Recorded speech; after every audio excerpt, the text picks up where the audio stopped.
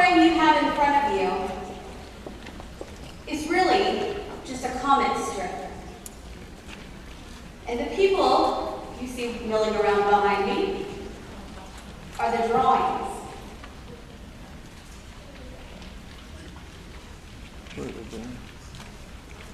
So let's set the scene. We have a meeting with bored, frustrated, apathetic members and a lording officer. The officer says, "This isn't Burger King. You can't have it your way right away."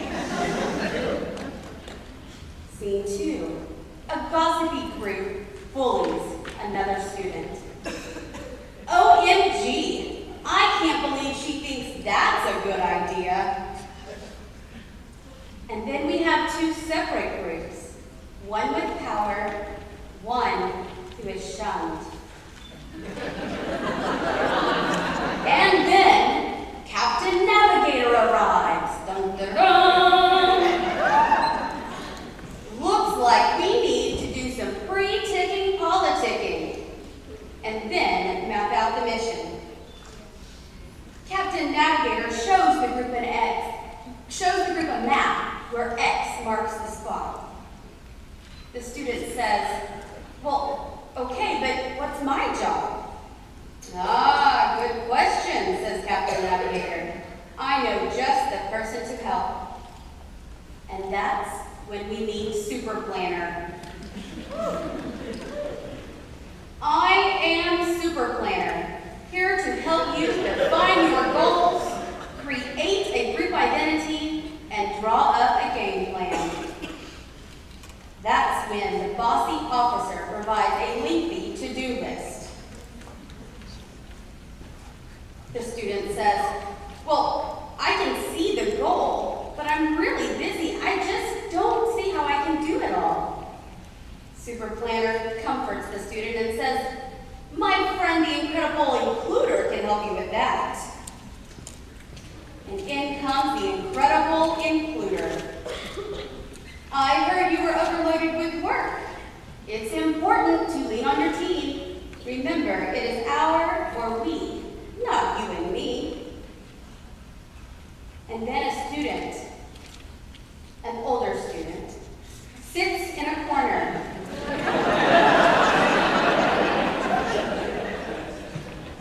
The student protects a lot of information. The student's name is the Keeper of Knowledge.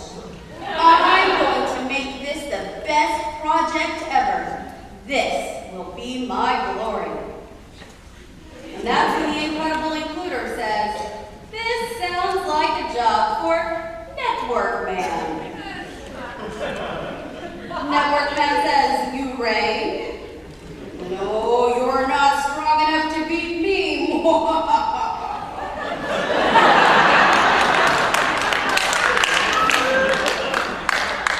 You see, the Keeper of Knowledge never did learn how to share knowledge or have open communication.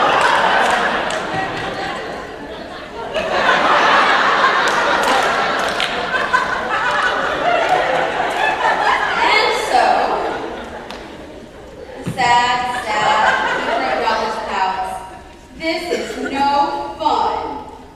And poof, enters the fabulous fellowshipper. "Hey! Where are you?" And that is when the grumpy old student comes back into the scene and dances with the fabulous fellowshipper. Something similar to Whitney Houston's "I Want to Dance with Somebody" is her played. And then the Keeper of Knowledge pouts in the corner. "They're having so much fun. Wish I could share my ideas with the group." And that's when Captain Navigator says, "Let me introduce you to my little friend."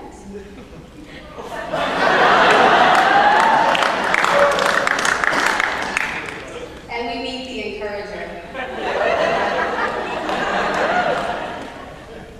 The Keeper of Knowledge says, "Meetings feel so much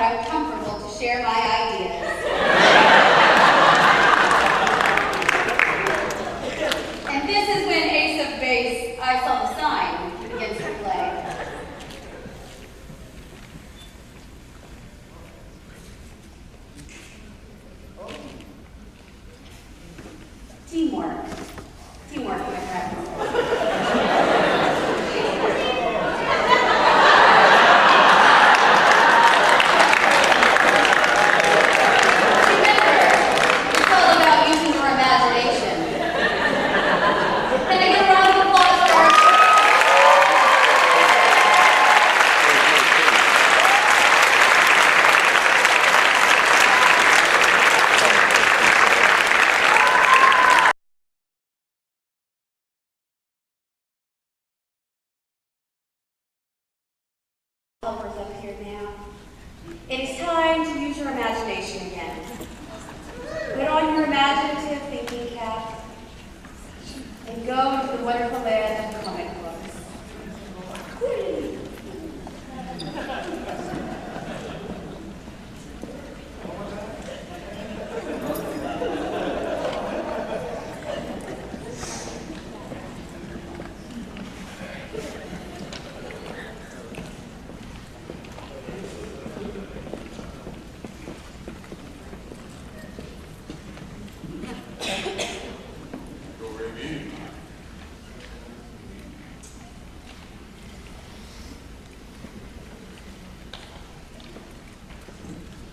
The characters you are about to meet are all leaders.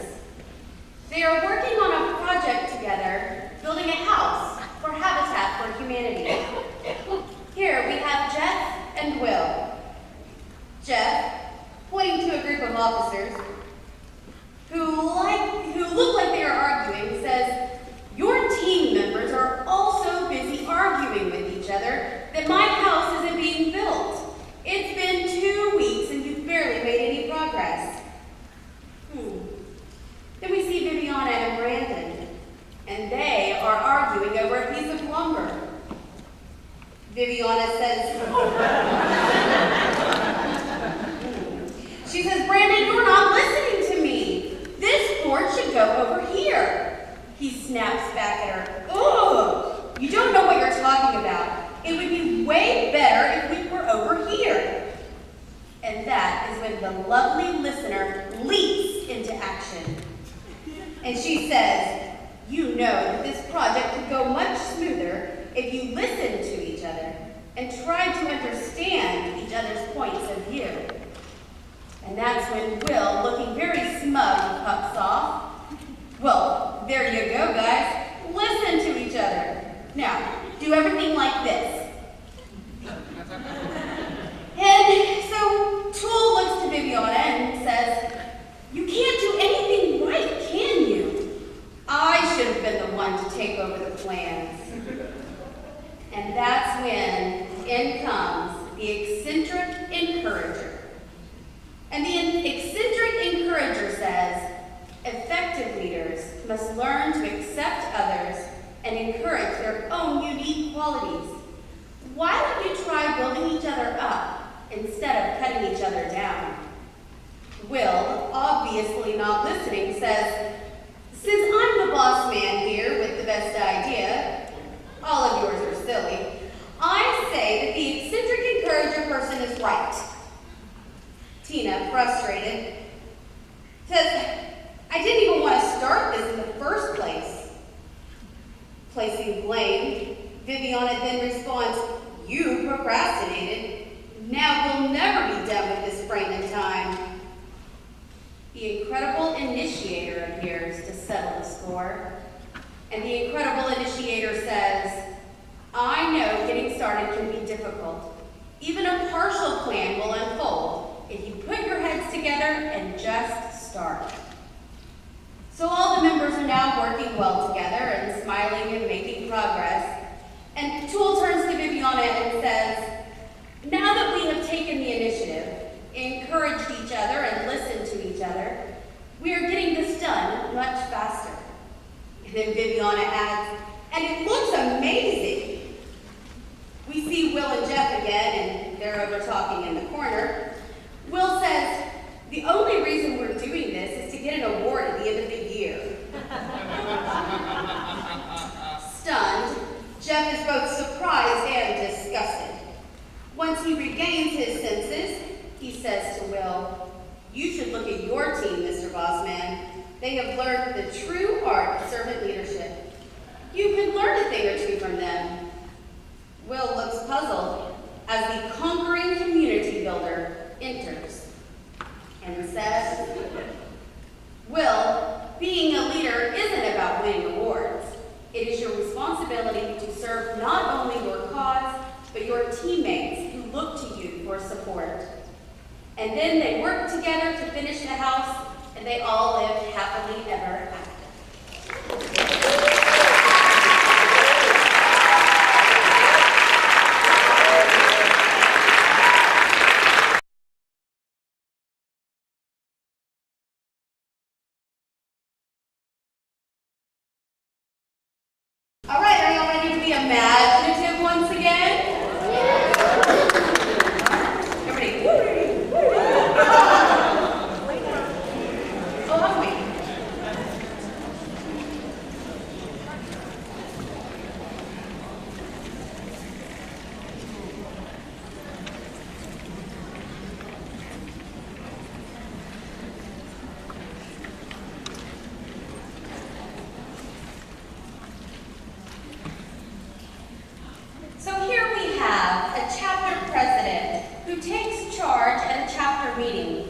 a less than focused group of chapter members.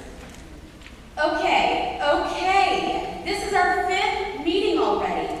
We need to have some sort of goals if we're going to do a college project and an honors and action project. So get busy, people. It needs to start happening now. The group pulls their thoughts together and they begin to brainstorm. Oh, yeah, we can do this. And another adds, ooh, and a little bit of that. And then another officer chimes in, no, what about this? And at about that moment, the ideas begin to fly. There are sticky notes and pieces of paper, tons and tons of ideas. And the chapter members proudly show their advisor all of their millions of ideas, all on different papers and graphs. One said, look at all of our wonderful ideas. The advisor tries to take it all in, but looks very worried. Enter Lady Smart to save the day. Dun, dun, dun. Never fear, all these ideas are amazing. The only thing missing are your goals, and they need to be SMART. S-M-A-R-T. I will help you find the way. To be effective, goals cannot be complicated. So then we see the chapter members presenting a very overly, highly complex plan. The advisor just shakes her head in disbelief. Lady Smart says, never fear. Just remember that goals should be simple and clear. Relief begins to show on the advisor's face as the officers begin to break it down and explain what's going on. Lady Smart says, goals must be measurable.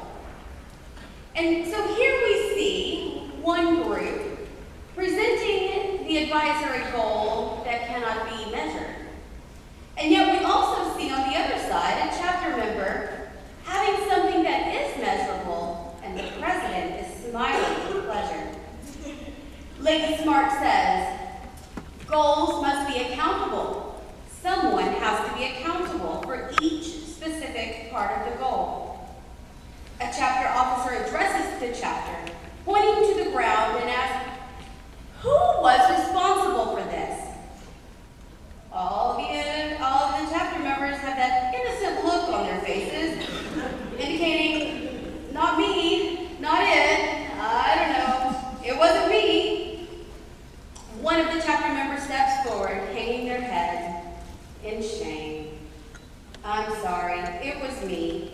It won't happen again. Lady Smart comes to the rescue once again and says, goals have to be realistic.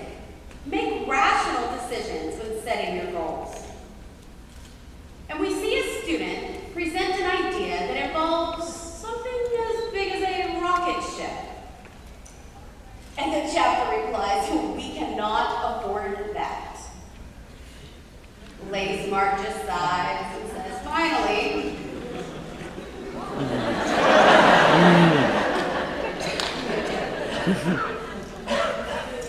Lady Smart says, finally, goals must be done in a very timely manner. And a member says, well, 3 months is enough time to get this all done, right?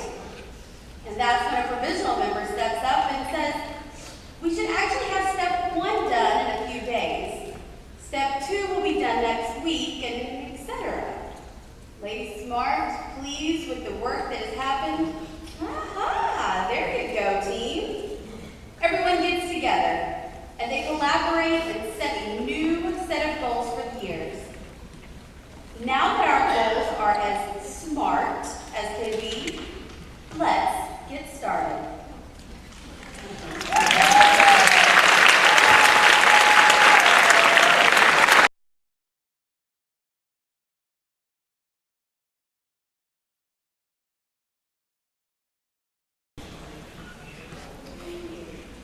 So, here we have it. A group of members are in a meeting and they're sitting around in deep thought. And President Jordan says, okay guys, how are we gonna get there? And Jenny suggests levitating boots, to which everyone responds with the typical, oh wow, that's a great idea. And sweet innocent Skylar asks, what about balloons on a backpack, like the movie Up? And of course the chapter members chime in with various statements of, oh, I like that, or that could be fun. And Barrett, the chapter garbage disposal, proudly raises his hands and says, ooh, ooh, ooh, what about kidney beans? Ew, Barrett, gross.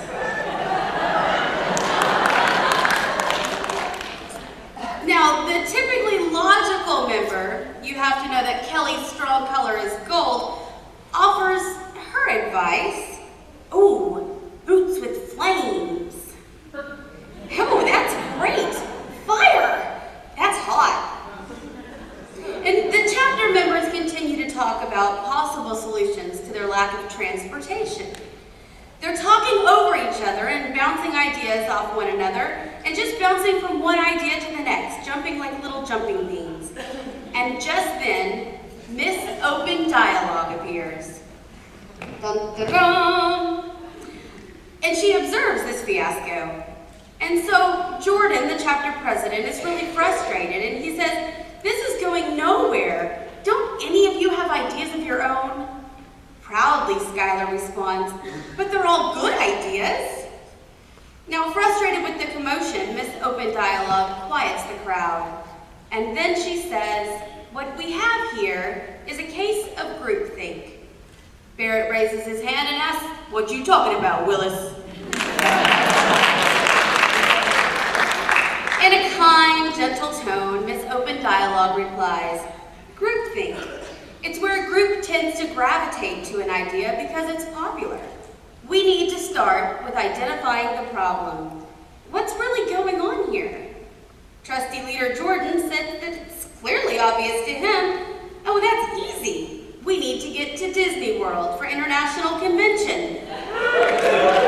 But we don't have any money for airfare. Miss Open Dialogue says, well, that seems like a clearly defined problem. Would anyone like to dialogue about this issue? Hanging his head in shame and pouting, Barrett says, I guess no one wants to try that kidney bean idea, huh? The members just groan. Excitedly, Kelly says, zing, zang, zoom! We'll fly to the moon! Boots with flames are really fast, so we'll get there in no time at all. Building on that excitement, Skylar says, get high in the sky with Phi. Balloons on backpacks would be safer than those crazy boots with flames. Now, in an attempt to prove her case, Jenny says, boots of levitation would give us speed, where your balloons wouldn't get too far, and your boots of flames are just insane. Overwhelmed by the discussion, Jordan attempts to regain order among his group and calls for a straw vote on the proposed topics.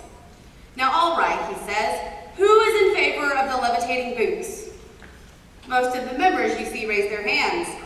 Okay, what about the recreation of Up? Skylar, and maybe just one other, proudly raises their hands. The boots with flames, he says, and that's where we get the majority of interest of our members. Barrett, I noticed you didn't vote. Why are you abstaining? Barrett replies, well, I'm waiting to vote on the kidney bean idea. Again, the chapter members groan and roll their eyes. Turning his focus back to the group, Jordan says, it's pretty clear that the boots with levitation have won the majority. But what are the short and long-term risks of our solutions? The members just look to one another in confusion. Kelly looks down at her wheelchair and says, well, I'm afraid that the flames from the boots might melt the rubber on my tires. Karis, she's a new member, and she just nods in agreement. Hadn't thought of that, Kelly. You'd also want to consider what a spark could do to dry grass on the side of the interstate? Well, I'm kind of scared of heights, adds Skylar. I'm not sure I could really use the backpack of balloons to carry me all the way to Orlando. And Riley, he's the grandson of a Phi Theta Kappa legend, chimes in, well, I don't know. That old guy from Up made his house float for quite a ways. Barrett turns to Jordan and says quietly, I wonder what would happen to the ozone if I ate enough kidney beans to fuel my rear end to convention. Pleased with the discussion, Miss Open Dialogue turns to the group and says, I'm so impressed with the direction you're going. You see, to avoid groupthink, you need to do 1, dialogue about the problem. 2, clarify the goal. 3, establish a criteria for decisions. 4, have some straw votes as initial polls. And 5, ask probing questions. You see, you know how to think individually, critically, respectfully. You just need to be more conscious about your approach. Great job, guys, and good luck getting to International Convention. Miss Open Dialogue then leaves, pleased with the work she's done, as the group of students go back to work, being sure to follow the steps to avoiding groupthink.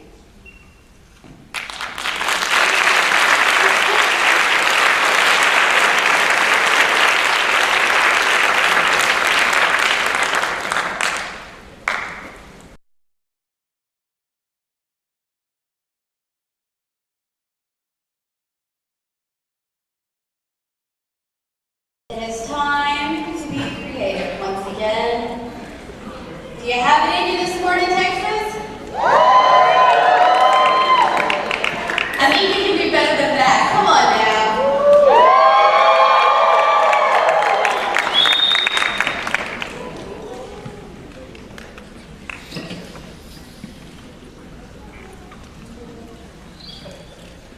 So here we have a scene, our final freeze frame. Preparations are underway for the chapter's fall induction ceremony. After putting out chairs for the inductees, a lone, overachieving student says, whew, I'm finally done. You know what they say, if you want things done right, you've just got to do them yourself. 5 eager members enter to volunteer their time for the endeavor. Talking over one another in a very excited tone, they say, hey, I want to help. Me too. What needs to be done? Yeah, I mean, there must be something we can all do. We are a team, remember? The lone overachieving student, in an attempt to hoard over the responsibilities, shrugs and doubts that the new members are even capable of helping.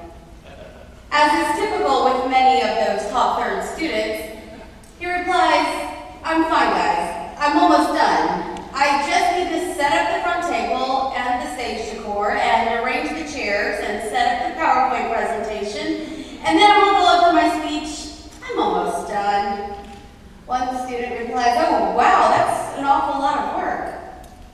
Suddenly, the incredible includer arrives. Oh my, overachieving student. If I heard correctly, that is a lot of work for just one person.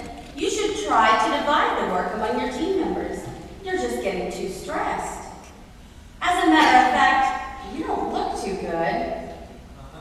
The lone overachieving student looks down and admits to not feeling very well, then says, you know, you're right. I have been sick since last week even. The incredible includer consoles the student and says, you should sit and rest a little. Let your team members take it from here. That's why they are here.